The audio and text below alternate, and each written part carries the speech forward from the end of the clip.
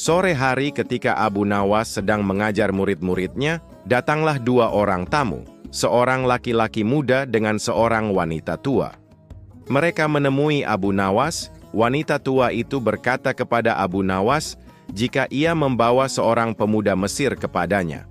Pemuda tersebut sebelumnya seorang yang kaya dan datang ke Baghdad untuk berdagang.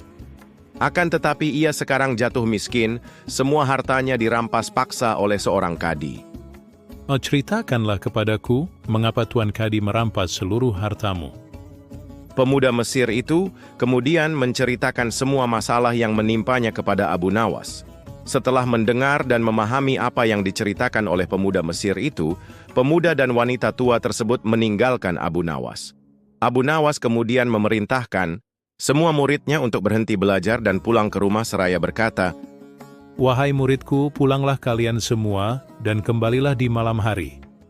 Ajak semua teman-temanmu dan bawalah semua peralatan yang ada di rumahmu, seperti cangkul, kayu, palu, batu, dan apapun yang bisa kamu bawa.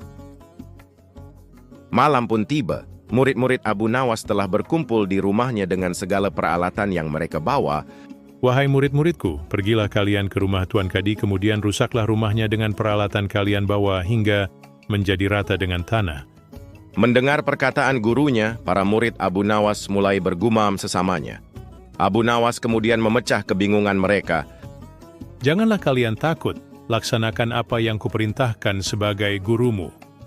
Jika ada orang yang menghalangimu, katakan saja aku yang menyuruh, dan jika ada yang melukai kalian, maka lawanlah mereka. Murid Abu Nawas langsung menuju ke rumah Tuan Kadi. Sesampainya di rumah Tuan Kadi, tanpa bertanya mereka langsung melaksanakan perintah gurunya menghancurkan rumah Tuan Kadi. Melihat banyak orang yang datang merusak rumahnya, Tuan Kadi langsung keluar dan bertanya kepada salah seorang dari mereka. Siapa yang menyuruh kalian menghancurkan rumahku? Guru kami, Abu Nawas. Mendengar jawaban mereka, Tuan Kadi sangat marah dan menyebut guru mereka adalah seorang provokator. Murid Abu Nawas kemudian kembali melanjutkan tugasnya, memporak-porandakan hingga rumah Tuan Kadi rata dengan tanah. Besoknya Tuan Kadi melaporkan perbuatan murid Abu Nawas kepada Baginda Raja. Abu Nawas kemudian dihadirkan di istana untuk mempertanggungjawabkan perbuatannya terhadap Tuan Kadi. Abu Nawas, kenapa engkau menyuruh para muridmu merusak rumah Tuan Kadi?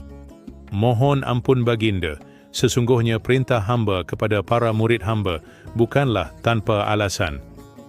Sesungguhnya alasan hamba ialah pada suatu malam, hamba bermimpi bertemu Tuan Kadi. Ia mengatakan kepada hamba, jika rumahnya tidak cocok dengannya, dan membuatnya tidak nyaman, kemudian ia meminta tolong kepada hamba, supaya mengajak murid-murid hamba untuk menghancurkan rumah tersebut. Apakah hanya karena sebuah mimpi engkau bisa jadikan itu sebagai pembenaran? Dari mana engkau mengambil hukum itu? Dari Tuan Kadi yang mulia. Mendengar Abu Nawas berkata seperti itu, dalam sekejap Tuan Kadi terdiam dan menjadi pucat wajahnya. Apa yang sebenarnya terjadi? Ceritakanlah kepadaku. Baginda yang mulia, pada suatu hari ada seorang pemuda Mesir kaya yang berdagang di negeri ini. Ia kemudian mendadak jatuh miskin karena hartanya telah dirampas secara paksa oleh Tuan Kadi ini. Dan itu hanya karena sebuah mimpi yang dialami. Tuan Kadi bermimpi jika pemuda itu menikahi anaknya dan menyerahkan seluruh hartanya sebagai mahar. Esoknya Tuan Kadi menemui pemuda tersebut dan meminta semua hartanya diserahkan ke Tuan Kadi sesuai mimpinya. Tentu saja pemuda itu tidak mau menyerahkannya, karena itu hanya sebuah mimpi dan tidak bisa diambil pembenarannya. Namun Tuan Kadi tetap memaksa dan merampas semua harta pemuda itu, hingga dia menjadi seorang gelandangan dan ditolong oleh seorang wanita tua. Untuk meyakinkan Baginda Raja, Abu Nawas kemudian memanggil pemuda Mesir tersebut dan beberapa saksi yang memang sudah dibawanya ke istana. Baginda Raja kemudian meminta pemuda tersebut menjelaskan semua masalahnya. Pemuda itu kemudian menuturkan semuanya sebagaimana yang telah dijelaskan Abu Nawas Baginda. Marah besar karena telah mengangkat seorang kadi yang tidak berakhlak. Beliau kemudian memecat kadi itu serta menyita seluruh hartanya untuk diserahkan kepada pemuda Mesir tersebut. Pemuda Mesir itu amat berterima kasih kepada Abu Nawas dan hendak memberikannya imbalan atas bantuan kepadanya. Namun, Abu Nawas menolak karena bantuannya berdasarkan keikhlasan hati membantu sesama.